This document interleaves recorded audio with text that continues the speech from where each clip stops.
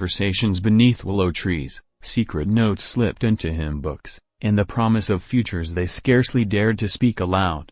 Clara dreamed of teaching, of raising children in a home filled with books and music. Daniel dreamed of building a farmhouse on the ridge, where he could see the sunrise spill across the fields. But in the spring of that year, war came. The nation fractured, torn between North and South, and Willow Creek found itself swept into the storm. Men whispered of duty, honor, and sacrifice. Neighbors argued on porches, brothers quarreled at supper tables. The war was not a faraway rumor, it was a shadow falling across every home. Daniel, like many young men, felt the call.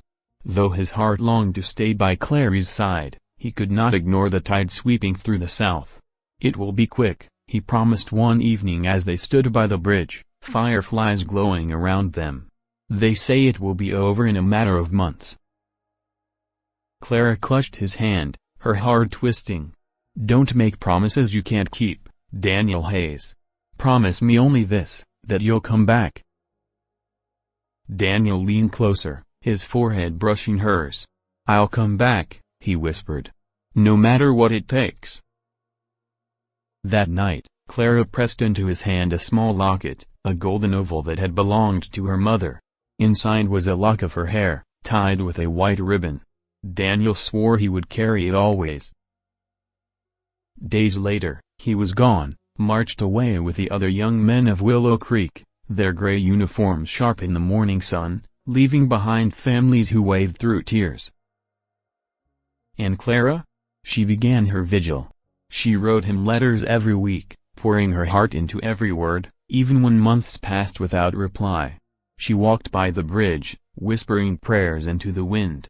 And though life went on, teaching children, helping her father, tending the garden, her heart lived half a world away, on battlefields she could not see. The first months of war passed in a haze of uncertainty. Clara kept to her routine, teaching children their letters, mending her father's shirts by lamplight, tending to the hens in the yard, but every task felt hollow without Daniel's laughter nearby. Letters began to arrive, carried by weary riders who stopped at the post office before riding on. Clara's heart leapt whenever her name was called. "Dearest Clara," Daniel had written in his firm but hurried hand. "The days are long, yet thoughts of you shorten them. I keep your locket close to my heart. When I march, it taps against my chest, as though reminding me that part of you walks with me." She read his words by the fire, her eyes wet with both joy and longing. In her replies, she painted pictures of home, the bridge where they had first met, the scent of fresh bread cooling on the window, the children laughing in the schoolyard. She wanted him to feel the life he was missing, to remember what waited when the war ended. But war was not kind. Daniel's second letter spoke of camp life, muddy boots, thin rations, the endless drills shouted by stern officers. By the third, the tone had shifted. He wrote of smoke, the roar of cannon fire, the earth shaking beneath his feet. He described comrades falling beside him, men who had spoken of wives and sweethearts only hours before. "Clara," he wrote, "there are nights when the stars above the camp remind me of home. I imagine you standing beneath the same sky, whispering my name. It keeps me steady. It keeps me alive." Clara held those letters to her chest, reading them until the ink began to fade. She prayed for him each night, lighting a candle at the window so he might feel its glow across the miles. But fear crept in with the winter winds. Not all families received letters. Some received folded telegrams instead, short, cruel notices of death.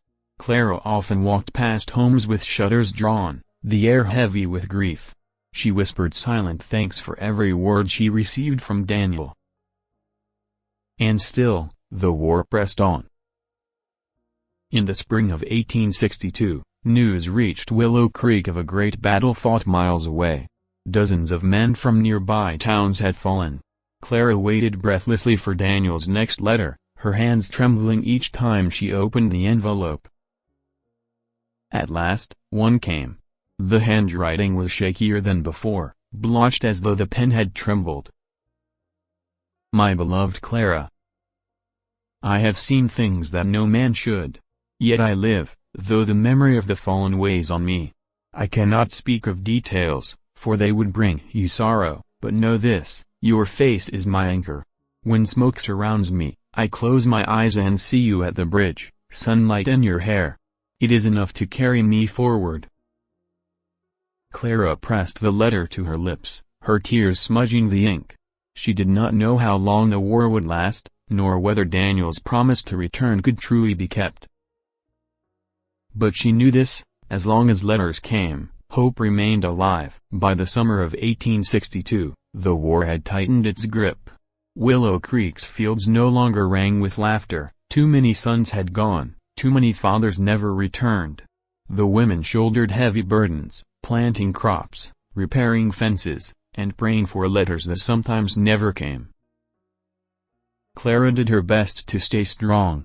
She kept the school running, though many benches sat empty. She cooked for neighbors whose husbands had marched away, and she listened when widows came to weep in her kitchen. But her own heart carried its private ache, an ache sharpened each time she heard news of fresh battles. That July, word spread of a bloody clash along the James River. Entire regiments had been shattered. Clara hurried to the post office every day, her breath catching whenever her name wasn't called. Then, at last, a letter arrived, creased, dirt-stained, the handwriting hurried but alive. Clara, my love. I survived the fighting, though at great cost. The faces of the fallen haunt me. Men I shared bread with only yesterday are gone today. Do not grieve for me, I am whole, though weariness clings to my bones. Pray for my comrades, for so many will never see home again. Clara wept as she read those lines, torn between relief and sorrow. She folded the letter carefully and tucked it under her pillow, as though Daniel's words might guard her dreams. But loss came closer than she expected. One autumn evening, a knock sounded at her door. It was Margaret Hayes, Daniel's mother. Her eyes were red, her hands trembling. In her palm was a telegram. Clara's breath froze. "It's from the army," Margaret whispered. "They say Jonathan is gone." Jonathan, Daniel's older brother, had fallen at Antietam. Clara embraced Margaret as the woman broke into sobs, holding her as though grief might drown them both. That night, Clara realized the war would never leave her untouched. Even if Daniel lived, the family she hoped to marry into would never be whole again. After the funeral, Clara wrote Daniel a letter filled with careful words. She told him of Jonathan's bravery, of his mother's grief, of how the town had laid flowers on his grave. She didn't tell him of her fear, that his name might be next on a telegram. Weeks turned into months. Daniel's letters grew fewer, as battles pressed harder. When they did come, they carried a darker tone. Clara, I fear I am no longer the man who left Willow Creek. The war has carved deep lines into my soul. Yet when I dream, it is always of you, your hand in mine, your voice calling me home. Hold fast to me in your prayers, for they are the rope that keeps me from falling. Clara read the words by lamplight, her tears dropping onto the page. She whispered aloud, as though Daniel could hear her through the night air. You are still my Daniel. And I will wait. No matter how long. No matter how dark. The bridge where they had once walked together stood silent now, its wooden planks weathered by rain. But Clara went there often, placing her hand on the railing, looking out over the water, and imagining Daniel's shadow beside her. It was the only way she could keep him near. Winter settled over Willow Creek with a heavy hand. The once green fields lay bare beneath frost, and chimneys poured smoke into a gray sky. Clara kept her candle burning each night, the same ritual she had begun since Daniel left, but the weeks grew quieter. No new letters arrived. At first, she tried to be patient. The post was often delayed, battles made roads impassable. Any day now, she told herself, smoothing her skirts as she walked to the post office. But each time the clerk shook his head, her heart fell a little deeper into shadow. By January, it had been 2 full months since Daniel's last letter. Neighbors whispered kindly when she passed. "The post is slow," they said. "He'll write soon." But in their eyes she read the truth they feared to speak, that sometimes letters stopped for good. Clara refused to believe it. Each night she knelt by her bed, clutching the locket he carried. "Bring him back," she prayed. "Let him live, even if scarred. Just bring him back." The silence, however, pressed heavier with every dawn. In February, a messenger rode into town, weary and mud-stained. He carried a bundle of letters gathered from the front. Clara rushed forward, her pulse quickening, but when the names were read, Daniel's was not among them. Her knees nearly gave way. That night, she wandered to the old bridge. The creek below ran sluggish with ice, its surface glinting in the moonlight. She gripped the railing, her breath clouding in the cold air. For the first time since he left, doubt whispered in her heart, what if he will never walk this bridge again? Yet even in her grief, she clung to the promise he had made. "I'll come back, no matter what it takes." His voice echoed in her memory, strong and certain. Clara pressed her hand to her chest and whispered, "I believe you, Daniel. I have to."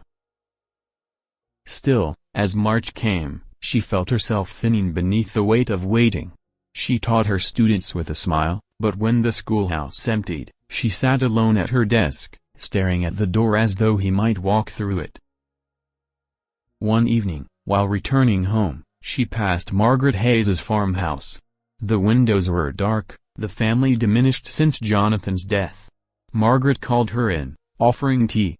Clara sat by the fire, listening as the older woman spoke of Daniel as a boy, how he had once carved wooden soldiers and marched them across the floor. "He was always stubborn," Margaret said, a faint smile trembling on her lips. "If any man can find his way back, it will be Daniel." Clara carried those words like a torch through the darkness of waiting. Yet the silence stretched on, and her heart grew weary. She had no way of knowing that far away, in the chaos of battlefields and hospitals, Daniel Hayes was fighting not only for his country but for the chance to keep his promise to her. The silence ended in the spring of 1863, though not in the way Clara had prayed for. It was a Sunday morning when a rider clattered into Willow Creek, his satchel bulging with folded papers. A small crowd gathered at the post office as names were called. Clara stood at the edge, her hands clasped so tightly her knuckles whitened. At last, she heard it, Miss Clara Whitmore. The letter was not Daniel's hand. The script was uneven, as though written in haste, and the paper bore the stains of dirt and blood. Clara's breath caught as she unfolded it. "Miss Whitmore, I write on behalf of your intended, Daniel Hayes. He was struck during the last engagement and now lies in a field hospital. Though his wounds are grave, he breathes still. He clutched at his locket and whispered your name before sleep took him. Know that he is in the care of our surgeons, and that we will do all we can." The letter was unsigned, save for the initials J.T., likely a fellow soldier. Clara's vision blurred with tears. Relief and terror warred in her chest. He was alive, yet hurt. Alive, yet far away. That evening, she sat by the fire with her father, the letter trembling in her hands. "I should go to him," she whispered. Her father's face softened.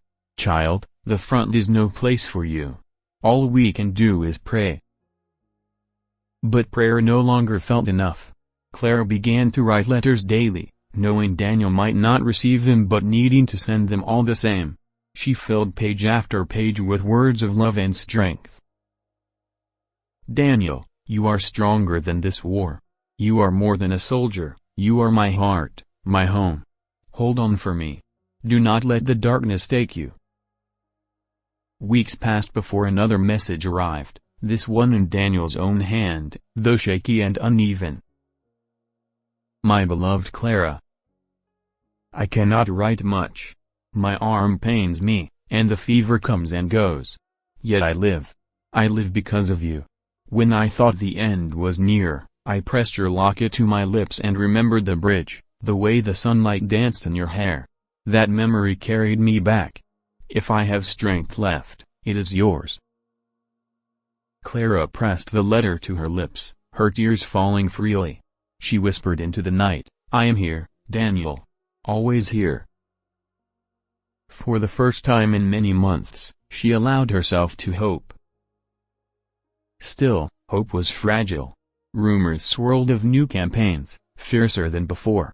The war was not ending, it was sharpening,